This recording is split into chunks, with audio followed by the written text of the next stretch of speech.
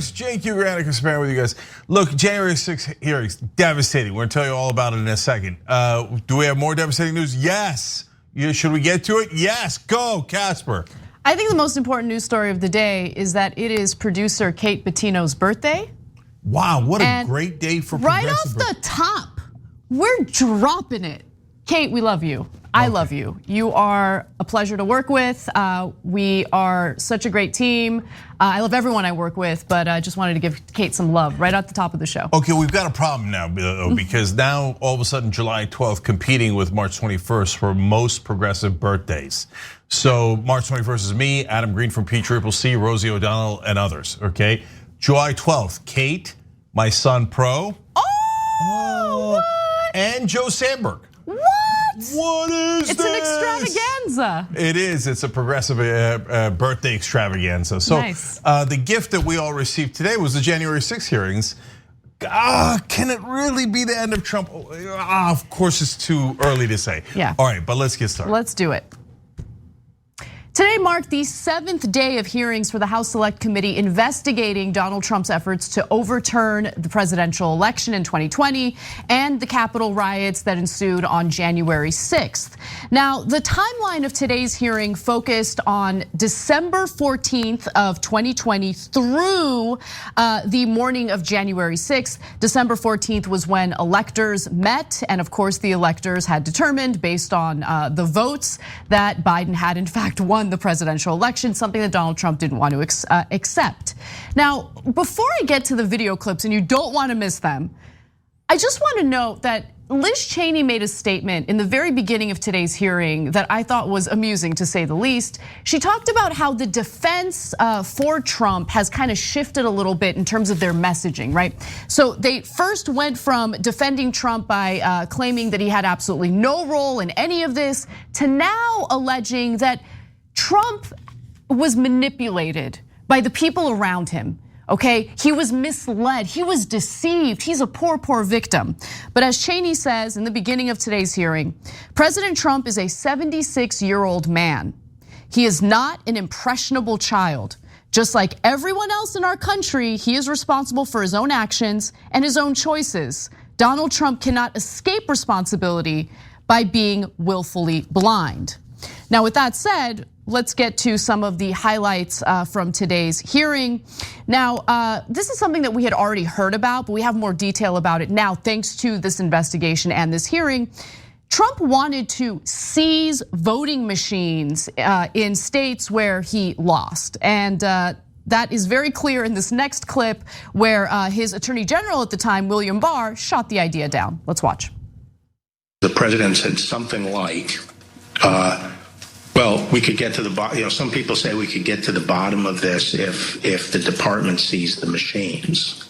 It was a typical way of raising a point. And I said, absolutely not. There's no probable cause, and we're not going to seize any machines. And that was that. That's crazy, not gonna seize any machines, that's that. Now, William Barr has made all sorts of strong statements in his depositions and publicly in regard to Donald Trump's attempts to overturn the election. We haven't heard too much from White House counsel Pat Cipollone though. And this was the hearing where we saw videos from his deposition, and he addressed the idea of essentially seizing these voting machines. Here's what he thought about it at the time.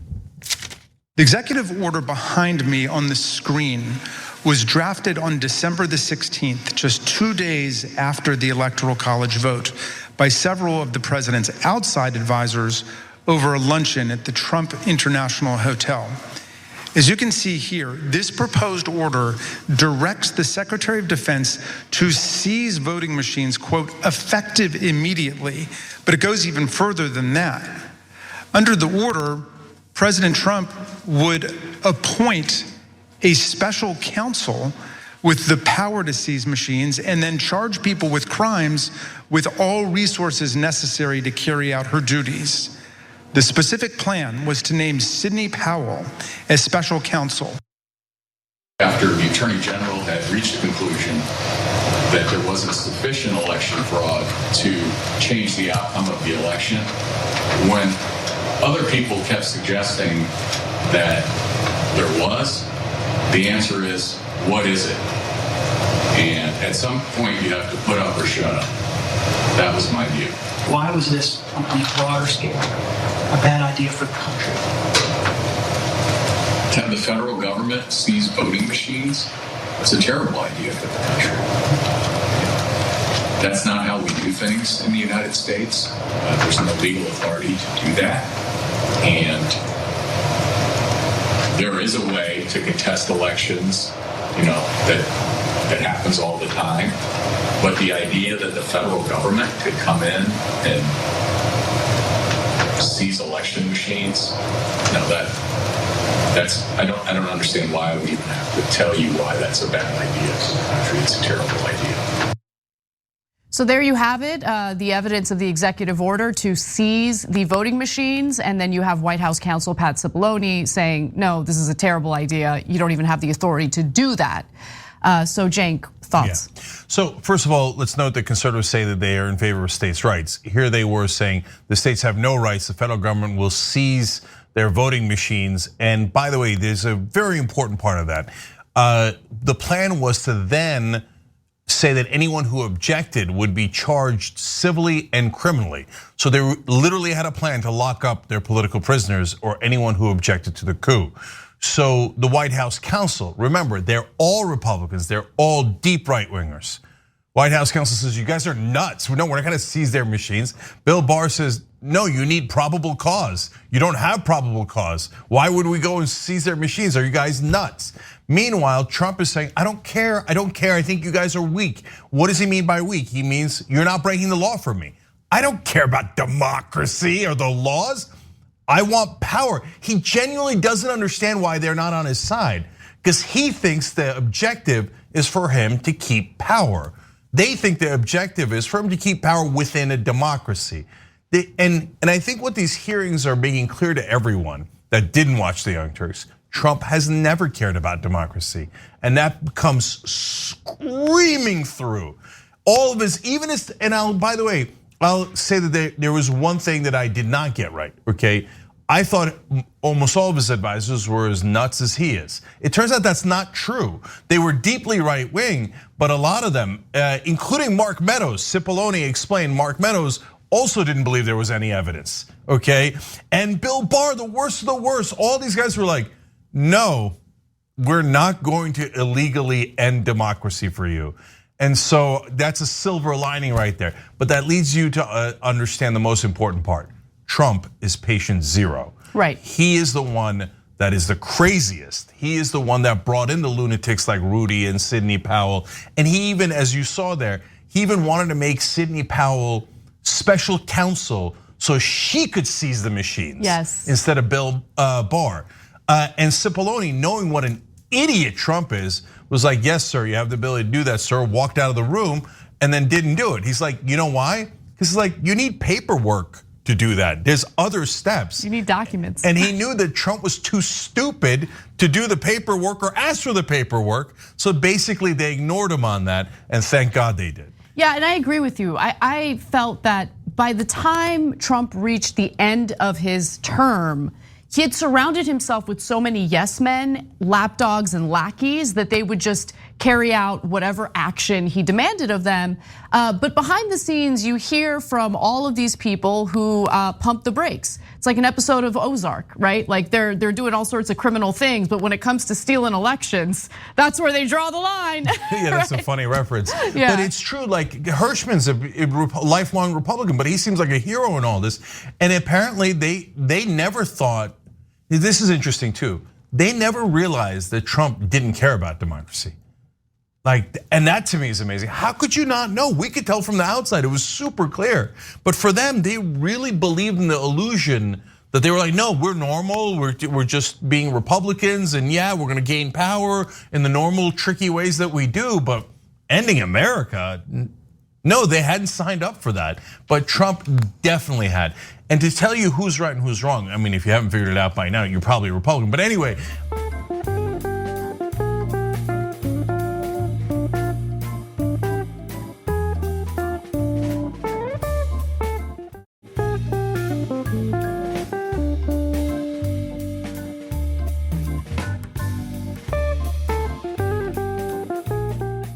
Sidney Powell says in her court documents, no reasonable person would have thought that what I was saying was a statement of fact. But Trump did think it was a statement of fact. He is actually crazy. I'm not using that as a hyperbole, and I'm not using it as a political attack. He's actually mentally unstable. Okay. I'm positive of it. Okay, so I think, I want to challenge you on that a little bit, right? Because I think that you weaken the argument by just saying that he's mental. Like, he definitely has mental health issues, right? I don't know exactly what, I'm not a mental health professional, but the point that I'm trying to make is, I think throughout this process, throughout these hearings, it's abundantly clear that Trump knew he lost the election, but refused to accept that and wanted to steamroll ahead anyway.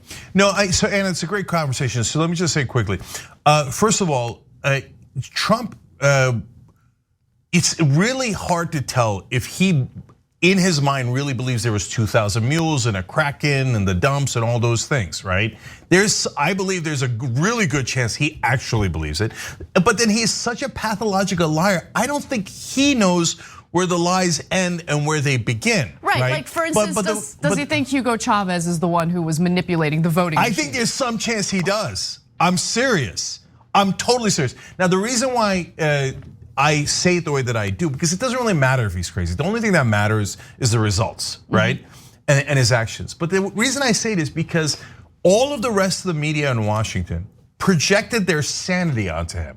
So they kept assuming, and by the way, so did Republicans and so did Democrats. They kept assuming, no, but he's not gonna end democracy. No, but he's not actually crazy. No, but he's not actually gonna do that. And here we are screaming, no, he is, and it turns out we were right.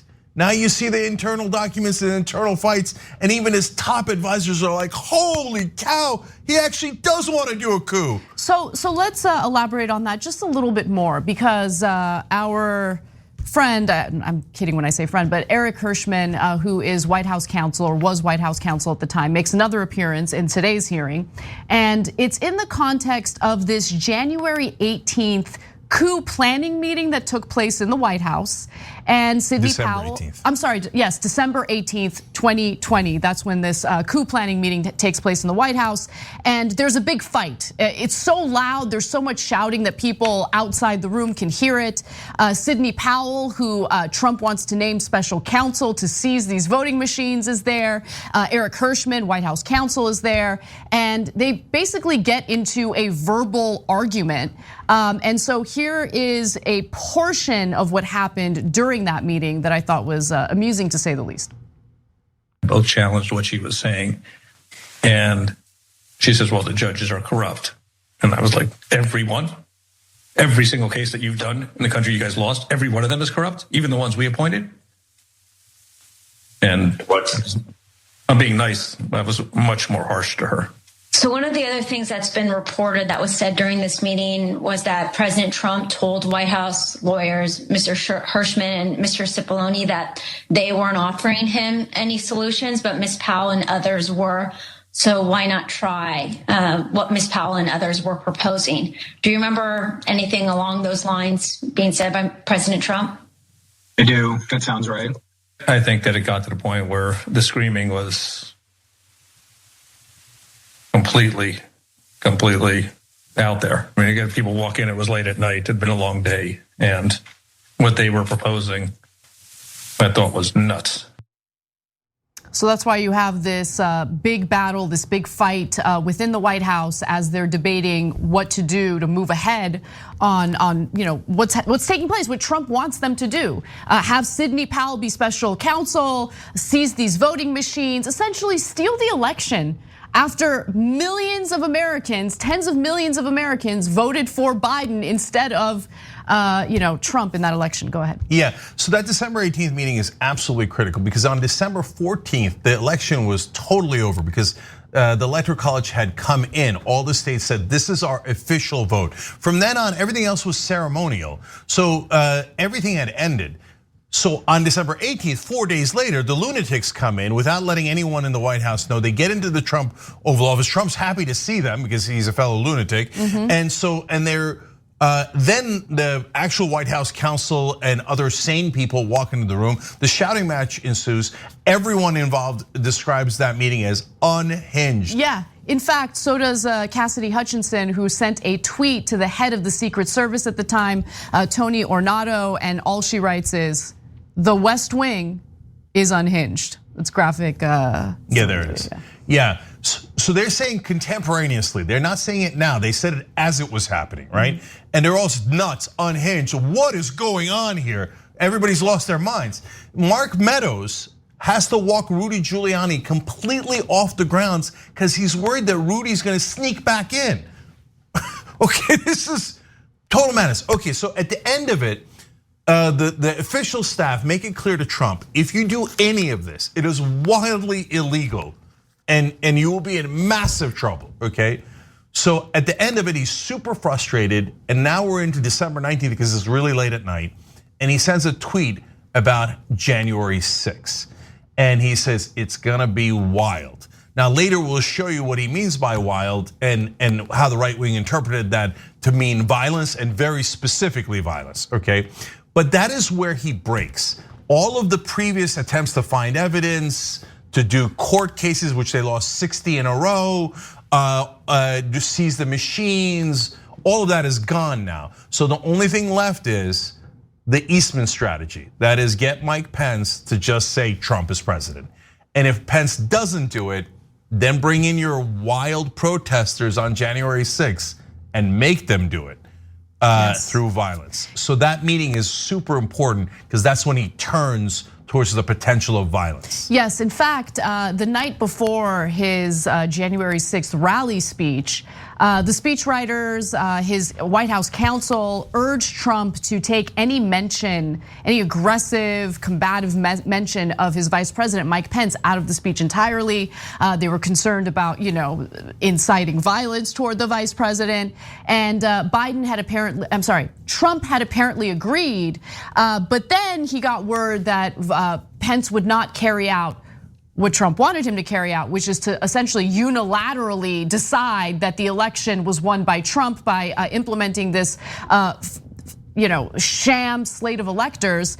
And so he ended up doing the speech and mentioning Mike Pence, obviously in a very negative way, 8 different times. Okay, and so there was a little bit of frustration by White House counsel as a result of that. And of course, it did incite the rioters to head over to the Capitol, with Trump claiming that he was gonna march along with them. Now, this is important because everyone on the staff told Trump, do not bring Pence into it, because why? Because now they didn't get into this, but the point, number one, he has a ceremonial role. What you're saying is crazy and makes no sense at all and is not legal. But number two, it endangers Pence. So can you please not mention him? He goes off script 8 times to say it's Pence, it's Pence. Right. But he also went off script 4 times to say, go to the Capitol, go to the Capitol, go to the Capitol. 4 times he mentioned it not in the script. And the reason that's relevant is because he's patient zero. He's the one trying to do the coup. He's the one driving towards violence. He's the one that wants Pence's life in danger. And as you saw previously in earlier hearings, when he finds out that they are looking to actually murder Pence, he's happy about it. Yeah, Mark Meadows, the chief of staff, passes on to the others that he thinks they're doing the right thing and that Pence, quote, deserves it. So let's take a break. When we come back, we'll get to the second half of today's hearing, which is even juicier, to be honest. It includes how Trump directly persuaded, encouraged, and incited the rioters to storm the Capitol and do what they did on January 6th. So stick around, we've got more coming right up.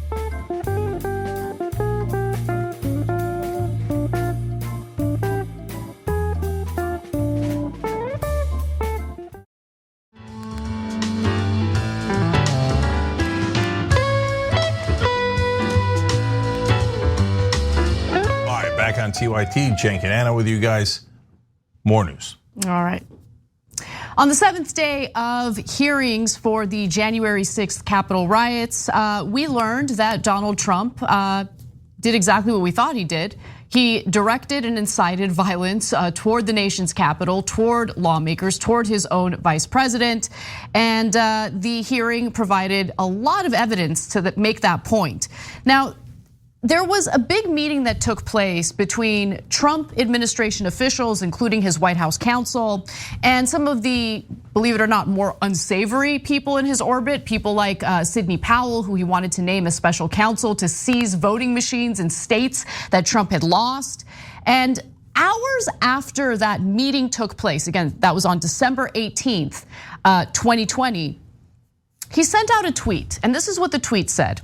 Peter Navarro releases 36-page report alleging election fraud more than sufficient to swing victory to Trump. A great report by Peter, statistically impossible to have lost the 2020 election. Big protest in DC on January 6th. Be there, will be wild. And that was determined to be, by Trump's supporters, by the way, a call to action. And nothing makes that clearer than the clip that you're about to watch. Here is a collection of goofballs and crazy people reacting to that specific tweet by Donald Trump. Let's watch. President Trump, in the early morning hours today, tweeted that he wants the American people to march on Washington, D.C. on January 6, 2021. And now Donald Trump is calling on his supporters to descend on Washington, D.C., January 6th. He is now calling on we, the people, to take action and to show our numbers. We're going to only be saved by millions of Americans moving to Washington, occupying the entire area, if necessary, storming right into the Capitol. You know, we know the rules of engagement. If you have enough people, you can push down any kind of a fence or a wall. This could be Trump's last stand. And it's a time when he has specifically called on his supporters to arrive in DC. Now, this is a little bit of a side note, but you can probably notice Tim Pool's included in that montage or compilation video that the select committee put together for this hearing. And it's kind of hard to continue on with your grift of posing as a left-winger who somehow constantly spouts right-wing talking points when you're included in a compilation video of unhinged right-wingers, supporting Trump's call to action there. Anyway, just a point I wanted to make. Yeah, I think the most important one there is actually not from Alex Jones or Tim Pool. It's from that guy, Matt Bracken, who's got an InfoWars shirt on. I don't know if he's part of InfoWars, but he said, this is well before January 6th. This is after that infamous December 19th tweet about how it's gonna be wild. He says, we're gonna storm into the Capitol. We can knock down the barricades. I mean, you just heard it yourself. They planned to do what you saw on January 6th. All the way back then. It was not, impromptu, we got carried away. Oh my God, we got excited and we did this. No, they planned to do it. And this is really important, guys, both for all of us in understanding it, but eventually for prosecutors proving their case. When Trump says wild could mean a lot of different things in different contexts. So it might be perfectly innocent, we're going to a wild party or whatever. When he says wild, look at the reaction it got from the right-wing commentators and the right-wing militia. They immediately understood what it meant. It meant violence. And when you see their speeches, they have all these code words. One code word is 1776. When they say that, that means violent revolution. That means violent coup, okay? So to us, 1776 is year of independence, that's a good thing, etc. But when they say it, they mean attack violently. And Steve Bannon is going to come into this in a second, and he's very clear the day before January 6th. Exactly. So there was some evidence implicating Steve Bannon. There has been evidence implicating Steve Bannon, but I would argue that today's video made that even more clear. So here is Steve Bannon's reaction to Trump, specifically mentioning that there's going to be a big protest in DC on January 6th. Be there, will be wild. Here's how Bannon reacted. The committee has learned from the White House phone logs that the president spoke to Steve Bannon, his close advisor, at least twice on January 5th. The first conversation they had lasted for 11 minutes. Listen to what Mr. Bannon said that day after the first call he had with the president. All hell is going to break loose tomorrow. It's all converging, and now we're on, as they say, the point of attack, right? The point of attack tomorrow. I'll tell you this. It's not going to happen like you think it's going to happen, okay? It's going to be quite extraordinarily different. And all I can say is strap in. I wonder what they were talking about during that phone conversation. Steve Bannon is now saying that he is willing to testify before the select committee investigating January 6th. We'll see if that actually happens. The backstory is that Trump is angered that there hasn't been anyone supportive of him to testify during these hearings.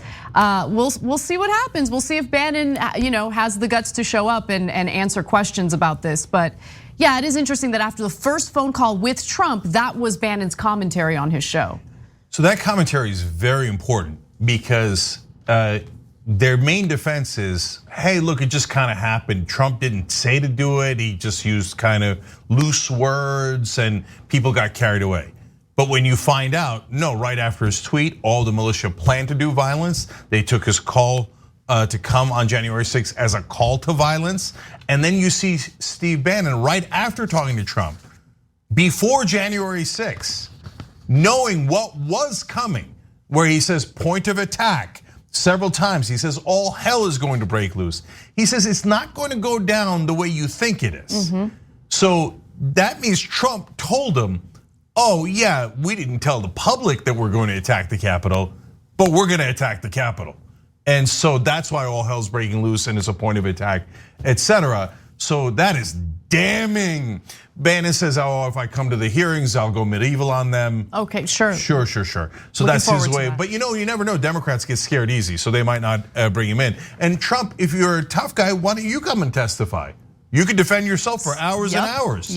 But as always, Trump says, you go to the Capitol, and then he goes back home to his bunker and watches it from TV. He tells somebody defend me, but he goes into his bunker because he's a coward. Now, final video that I want to show you, and then we'll go over a few other highlights. This one features a text exchange between Trump's former campaign manager, Brad Parscale, and Katrina Peterson.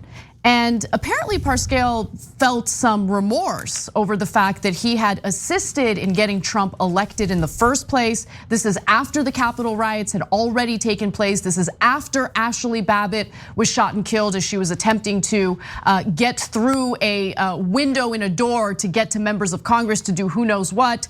So here's the exchange. Here's what he said. Mr. Parscale said, quote, "This is about Trump pushing for uncertainty in our country. A sitting president asking for civil war." And then when he said, "This week I feel guilty for helping him win," Katrina Peterson responded, "You did what you felt right at the time and therefore it was right." Mr. Parscale added, "Yeah, but a woman is dead. And yeah, if I was Trump and I knew my rhetoric killed someone." When Ms. Peterson replied, "It wasn't the rhetoric," Mr. Parscale said, "Katrina, yes, it was." So he is not in any way on the left. He is a rabid right winger. He was Trump's campaign manager. And there he is showing remorse for getting the man elected in the first place because of the rhetoric that he used that led to the riots, of course, but also, a woman by the name of Ashley Babbitt getting shot and killed because she was misled by Donald Trump into thinking that the election was stolen from Trump when in fact it had not been stolen from Trump. Yeah, that was stunning to me because I didn't realize Parscale was human. Same. I thought he was just like all these dirtbags, had no emotion, no empathy, didn't care about anybody else, loved that they trampled on people as they got into power. It turns out he actually cares if someone died. He cares that Trump was, quote, trying to start a civil war. That's his campaign manager. That's not some deep state guy. That's the guy who was probably the most critical guy into getting him into office in the first place, right? And Katrina Peterson in other parts said that Trump, quote, likes the crazies, and he likes his supporters to be, quote, very, very vicious. So those are his top allies saying Trump wants civil war. He likes vicious supporters who are crazy. So if you're a right winger and you think Katrina Peterson's lying, Brad Parscale and Bill Barr and all of his White House counsel and everyone that you told us was great before is all lying, and Trump and lunatic Rudy are the only ones telling the truth, there's nothing we can do to help you because no amount of facts will convince you. And finally, today's hearing closed with the disclosure of Donald Trump engaging in witness tampering, trying to personally hit up the witnesses to do what? I mean, we know what happened with Cassidy Hutchinson a day before she was supposed to give her 4th day of depositions. She was contacted by a Trump lackey and essentially told, we know you're loyal. We know you're gonna do the right thing, Cassidy. Who knows what Trump was trying to say to the witness? I'm sure we're gonna learn more about that in an upcoming hearing next week. In fact, they're planning on scheduling it during prime time, which to me signals they have something huge, bigger than anything we've seen so far in the hearing. So we'll see what happens. And I don't know if that's gonna be next week or in a future hearing. But the fact that Trump engaged in witness tampering, that in and of itself is a crime. And so the ball's in Merrick Garland's court, okay? The Attorney General gets to decide whether or not there are any criminal charges filed against Donald Trump. So far, we haven't heard a word about that from the Attorney General, but I don't know how much more evidence you need, really. Yeah, no, if Merrick Garland doesn't file any charges, it will be historic cowardice. Historic. All right, let's switch gears entirely and talk about another story that broke today involving the Uvalde mass shooting. So.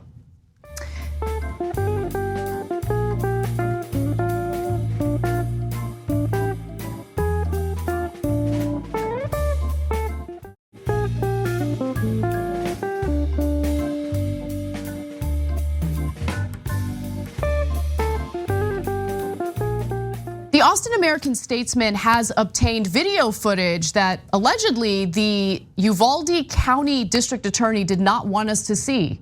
It is surveillance footage, body cam footage of the Robb Elementary School as the mass shooting was taking place on campus.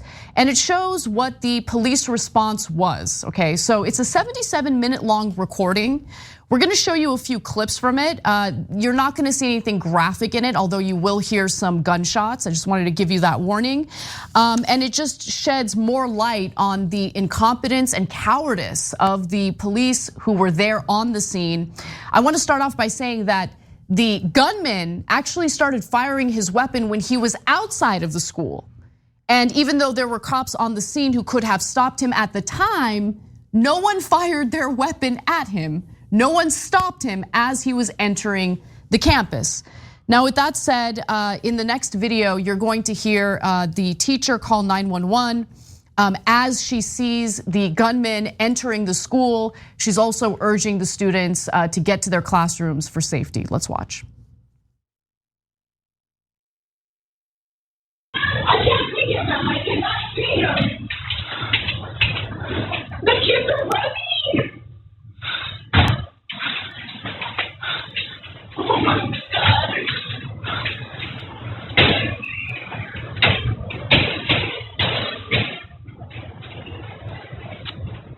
Get in your room. Get in your room. So as you watch that, I want you to remember there were already police officers on the scene. And based on what we've already learned through previous reports, they decided not to shoot at him. They decided to just stand by as he shot his weapon and ran into the school. Yeah. So this story, just when you thought it couldn't get any worse, got way worse. Because I remember we covered, I think it was last week, the story that there was a police sniper that had a shot at the gunman before he went into the high school, and he was looking for an order to shoot, right? And he didn't receive one, so he didn't shoot.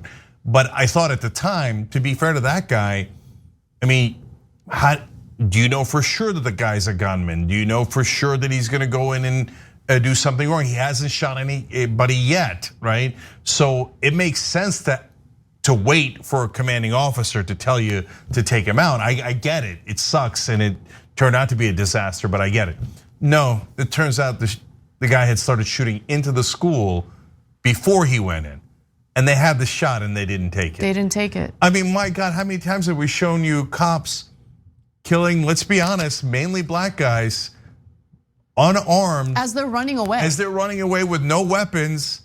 I mean, a million scenarios where they recently they just put 60 bullets in one guy. Turns out he didn't even have a weapon. There's a guy shooting into a school with kids and they don't take the shot. And then they sit around inside the school. We got more on that. Yeah, that. I have to say, the video is so infuriating because you see them. There's a moment where one of them literally, like they're in the hallway. The gunman he's in the classroom, active shooter situation in the classroom. You see one of the cops like put hand sanitizer in his hand and like just casual, like they're so casual. You're gonna see more of it. So why don't we actually get to the first graphic here? Because I want you to see, this is just a still frame from the surveillance footage that the Austin American-Statesman obtained. You see how heavily armed they are, right? Like that visual is everything. Like they're there, they're on the scene. They have their weapons pointed to the classroom, but they're not doing anything. They're scrambling for keys to open the classroom. They didn't even attempt to open the door. It was unlocked, as we've now learned. It's mind blowing. But with that said, I wanna go to the next clip because here you're gonna see, it's terrifying. The gunman has already entered the school. He's firing his weapon.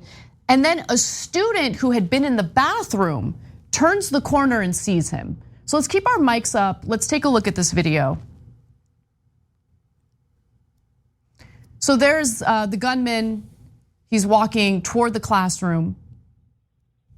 And then you can see on the left-hand side, there's a young student who comes around the corner as the gunman walks down the hall. Gunman starts firing his weapon, student runs away. At this point, the gunman fires his AR-15 inside 2 classrooms for 2.5 minutes. Authorities say more than 100 rounds were fired. So again, it's not like there were no cops on the scene. There were cops on the scene. I don't know what the fate of that little boy was. I think he's okay, but imagine how terrifying that is to be a student dealing with that. Yeah, this goes to knock down another excuse, which was they thought it was a barricade situation, kind of like a hostage situation. That's where you're supposed to take your time and talk the guy out of it because you don't want him to shoot the hostages. But as it turns out, he's actively firing in the school and the cops are in the school.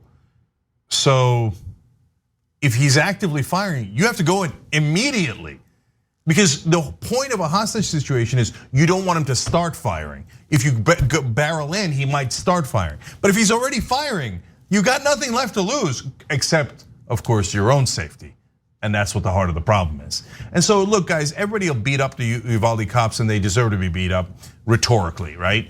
But let's be honest, as we always tell you, it's in the police training. They tell them, and in this case, they might say, oh, look, no, wait, Jang, there's different training for hostage situations and the active shooter situations. But the most important part of the training that they never talk about in the press is take care of your own safety before anyone else's safety. And that's why they didn't go in. There's no excuses left. Yeah, and look, that training conflicts with what the active shooter training indicates they're supposed to do, right? That's right, and they didn't do it. Right, exactly. So you have the head of the Texas Public Safety Department saying, no, this is an active shooter situation. They should have went in immediately. But you're right in that we see this messaging and this training play out in real time when we cover every police brutality story, which is, what's the saying, Cenk? Better to be judged by 12, then carried out by 6. Exactly. See, that to cops nationwide, that's the prime directive. That's why even in an active shooter with kids, and they hear and see him firing at the kids, they still don't go in because the prime directive is you're more important than any citizen. Right. Do not endanger yourself under any circumstances. And that is exactly what should be the opposite of what cops are trained to do. But instead, all across the country. And by the way, guys, this is not just Uvalde cops. Almost every department in Texas was involved by the end. Because remember, it took like an hour and 15 minutes. And so the Texas Rangers were there, the state cops were there, everybody was there. And they all chose not to go in. Why?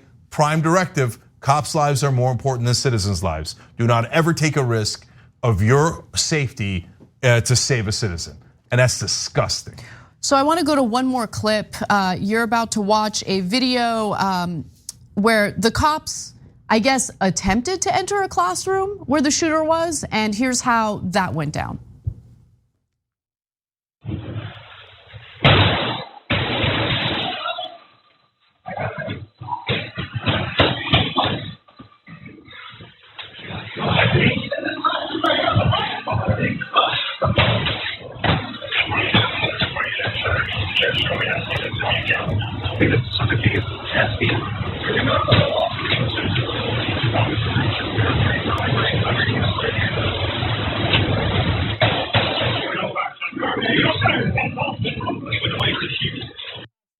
Still opening fire and killing students. And you have, again, not one, not two, but several, dozens of cops on the scene. They're in the hallway. They hear the gunman opening fire and they're not doing anything. In fact, the first time they try, they hear the gunshots and they run away from the classroom. So a few other details we learned based on the surveillance footage. So at 12:21, which is 45 minutes after police first arrived on the scene, 4 shots are heard from at least and at least a dozen officers move toward the classroom. That's the video that you just saw. An officer can be heard saying they're making entry, yet they do not. They did not enter the classroom. At 12:30, an officer wearing a helmet and a ballistic vest pauses to squirt hand sanitizer from a wall-mounted dispenser and rubs his hands together. Look, it could be a nervous tick, but it doesn't look good, especially in the full context of this situation where you have all these heavily armed cops there doing nothing. The imagery of one of them putting hand sanitizer casually in his hands and rubbing them together is infuriating, to say the least. At 12:50, a cadre of officers crouches outside the classroom. A burst of gunfire is heard and the video ends. Authorities have said a Border Patrol agent is the one who ended up killing the gunman. And I want to go to this final graphic that shows what the scene was like 77 minutes later. Officers finally breach the unlocked classroom and kill the gunman. 77 minutes later. Okay, guys, you saw in the video shots fired at kids inside the school and the cops don't go in. They're inside the school and they don't go in. That's unacceptable under any definition. You'd have to be a monster to think that was acceptable. Now, let me tell you who they are. Those monsters who did think it was acceptable. The Uvalde Police Department, the Uvalde County Sheriff's Department, the Texas Department of Public Safety, these are all the cops that were on the scene. Texas Rangers, US Border Patrol, and US Marshal Services. I'll let the Border Patrol off because they're the guys who actually went in at the end and got him, okay? Everyone else, they all stood there. All of their commanding officers told them, prime directive, who gives a damn about the kids? Save yourself.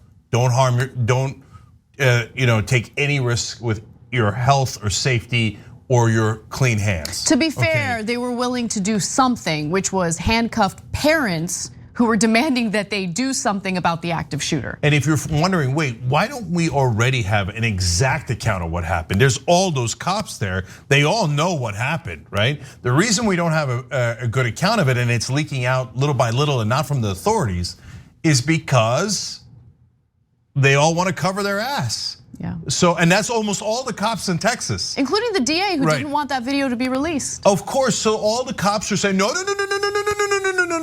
We don't want you to find out what actually happened. and they're centering on a scapegoat, and it looks like it's the police chief in Uvalde. It's not to say that he didn't do something wrong, but I'll tell you ahead of time what's going to happen is everybody's going to say, it was him, not us, not us, not us. Because in situations like this, they need a scapegoat. Otherwise, people find out what the reality is, which is that cops are trained to be cowards and to protect themselves and not you. We're gonna take a quick break. When we come back, we have an update on Joe Biden nominating an anti-abortion right-wing zealot for a lifetime judgeship. Is he actually gonna go through with it? We'll tell you when we come back from the break.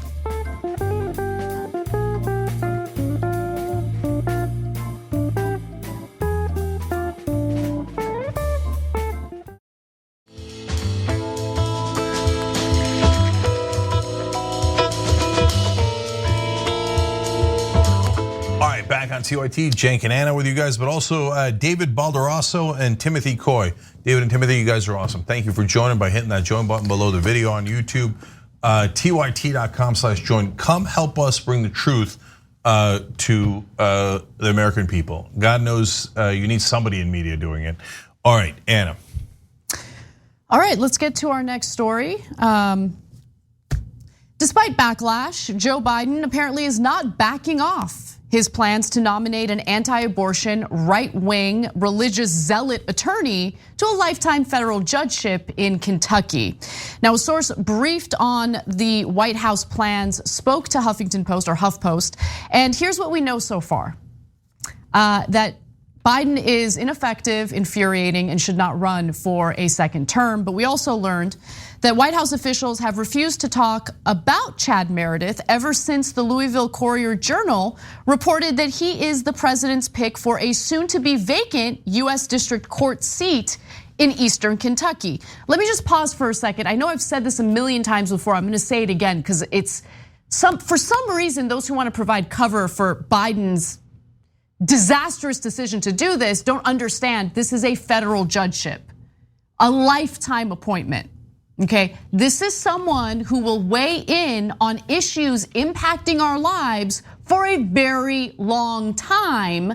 And the fact that Biden is willing to do this after Roe was reversed, meaning women's reproductive rights have been stripped away from them, tells you everything you need to know about Joe Biden and what the corporate Democratic Party is really about, okay? Not about representing you. They don't actually see Republicans as a threat to this country because they aid and abet them. Let me continue. The newspaper even provided copies of June 23rd emails from the White House to Kentucky Governor Andy Beshear confirming Biden's plan to nominate Meredith, a member of the conservative Federalist Society who has fought abortion rights. In fact, the conservative justices that we have in our Supreme Court right now were handpicked by the Federalist Society. This is the culmination of decades of organizing, fundraising, doing what they can, lobbying to ensure that they get these religious zealots and theocrats into our Supreme Court. And it's amazing that Joe Biden has decided to aid and abet that effort in federal appointments. Let me give you more. So a source that spoke to Huffington Post about this says they're defending it, meaning the Biden administration's decision to do this. They're defending it. A source briefed last week on the White House's plans told HuffPost after requesting anonymity. The source also believes that Meredith would likely be announced as part of a large package of judicial nominees that would include many picks that Democrats do like. Let me also remind you that Democrats control Congress. Democrats control the Senate with a simple majority. Why are we having these discussions with Republicans in the Senate? Why are we striking deals with Mitch McConnell? Why would Biden agree to nominate this insane person at a time when women's reproductive rights have been stripped away from them by Supreme Court justices who were handpicked by the Federalist Society? Okay. So I'm gonna have conclusive points here. So first off, before I get to that, I wanna add to something Anna said. You know, once Biden nominates him, he immediately gets on a track for the Supreme Court. Why? Because then the Republicans later will say, you guys are calling him extreme right winger. What are you talking about? Biden nominated him. That immediately vitiates all arguments against him. Why? Now, for you and I wouldn't care. Oh, Biden nominated him. Who cares, right? I don't care at all. I'm going to just tell you what his record is. But for Democrats, they'll instantly cave. Because they'll say, oh, no, we don't want to criticize Biden. We don't want to criticize Biden. Okay, yeah, of course, confirm. So that guy is on a track to the Supreme Court the minute Biden nominates him. It's a disaster, okay? So now, they say, of course, a Biden White House supported by every ass kisser in Washington, to compromise. We had to do a compromise. Now, wait, hold on now. Because McConnell is blocking the fast tracking these judges through. But wait a minute, do you remember when Trump had to do a compromise and put a really progressive judge on the federal court? There was some compromising, to be fair. There was compromising taking place under Trump.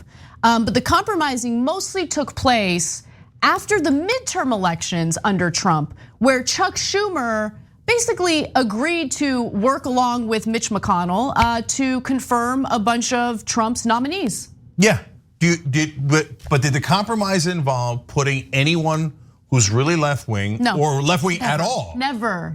On the federal system. Never. Because the Republicans would never agree to that.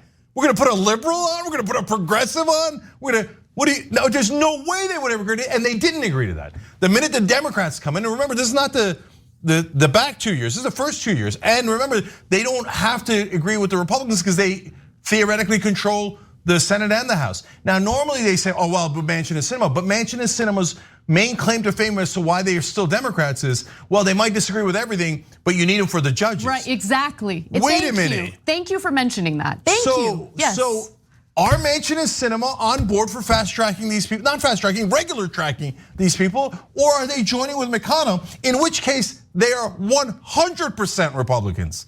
Not 90%, not 99%, 100% Republicans. Then why are we still negotiating with Manchin and Sinema? So if Manchin and Sinema are doing it, they should be called out and they should be fought. And honestly, they should literally be kicked out of the party because they're agreeing with the Republicans 100%. If they're not doing it, then why are you compromising? Why are you compromising? Now, and what is the compromise, right?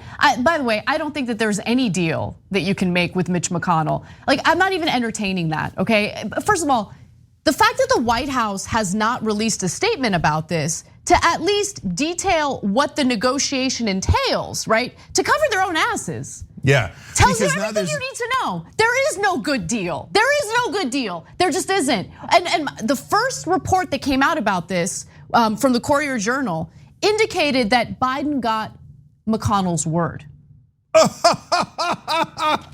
Okay, but that gets to the real answer. So Anna's 100% right. They're taking a lot of heat now because of the Roe decision on this, even by some conservative Democrats like Tim Kaine. So normally this is when they would cover their ass with, oh, but we had to because McConnell was going to walk my dog, and then all the Democrats would be like, "Oh, that's okay. There was nothing we could do. There was nothing we could do." He was going to walk the dog. Yeah, he was going to walk the dog. Yeah, but they're not even doing that. No, they're not. So now, why is Biden still considering this when this is just, when you've lost Tim Kaine, you've lost everyone. Yeah. Okay. Because he made McConnell a promise. But think about that. He also made you a promise. He made you a lot of promises. Did he do any of them? Minimum wage, child tax credit, paid family leave, student debt, marijuana. I mean, you name it, 1,000 things. No, there's only 2 promises he's ever kept. To the donors, nothing will fundamentally change, and to his beloved Mitch McConnell, don't worry, I'll put a conservative on the federal court system for you, my dear, dear friend. And finally, even Dick Durbin is a little put off by this. Senate Majority Whip Dick Durbin, the chair of the Senate Judiciary Committee, said he spoke with the White House about the reported deal involving Meredith last week. Quote, I said, what's in it for us? They haven't given a specific answer. No, guys, you have no idea the import of that comment. Dick Durbin is standard establishment Democrat, number 2 Democrat in the Senate. There isn't anything he wouldn't cave into. Exactly. If you told him that there was even the slightest deal, he'd be like, yes, sir, absolutely, sir. It's so important that we do Biden's deal with McConnell. Durbin's given 1,000 things to McConnell. If Durbin is telling the press publicly, oh my God, I don't even know what the hell Biden's getting out of this. I don't know what Democrats are getting out of this. That means Biden's giving McConnell a freebie. Jesus Christ. And every ass kisser in Washington, but no, don't criticize Biden. You're hurting the Democratic Party. No, the guy's at 33% approval. He's giving Republicans everything they want, and he's definitely gonna lose in 2024. Definitely. By kissing his ass, you are not helping the Democratic Party. You have to fight him so that we have pressure for him to do one thing that's Democratic instead of constantly delivering for his goddamn donors and his goddamn Republican friends. Biden is a disaster. Anyone who tells you otherwise is purposely lying to you to suck up to the powerful, and they're disgusting. All right, that does it for our first hour. We're going to take a brief break. When we come back, we're not done with our criticisms toward cops because an Arizona investigation into sex trafficking discovered that cops like to take advantage of sex trafficking. That story and more coming right up. Thanks for listening to the full episode of The Young Turks. Support our work, listen ad-free, access members-only bonus content, and more by subscribing to Apple Podcasts at apple.co/TYT. I'm your host, Cenk Uygur, and I'll see you soon.